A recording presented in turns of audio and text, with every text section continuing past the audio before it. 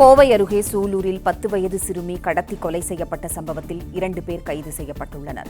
செய்தியாளர் மதன் இணைப்பில் இருக்கிறார். மதன், வணக்கம். கோவை சிறுமி கொலை சம்பவத்தில் 2 பேர் கைது செய்யப்பட்டுள்ளனர். விவரங்கள் என்ன, சொல்லுங்க. சூலூர் அருகே நேற்று முன்தினம் கடத்தி சென்று நேற்று கொலை செய்யப்பட்டதாக போலீசார் கண்டுபிடித்தனர்.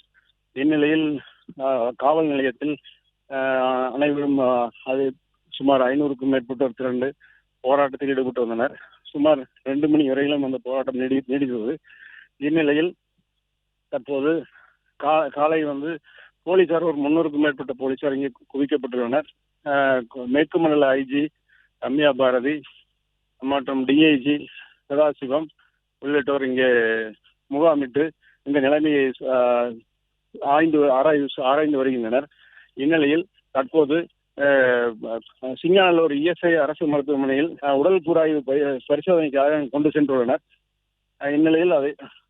இந்நிலையில் போலீசார் அதிக அளவில் குவிக்கப்பட்டு பாதுகாப்பு பணியில் ஈடுபட்டு வருகின்றனர். பிளே ஸ்டோர் மற்றும் ஆப் ஸ்டோரில் இருந்து பாலிமர் செயலியை QR கோடு மூலம் பதிவிறக்கம் செய்யுங்கள். செய்திகளை உடனுக்குடன் பெறுங்கள்.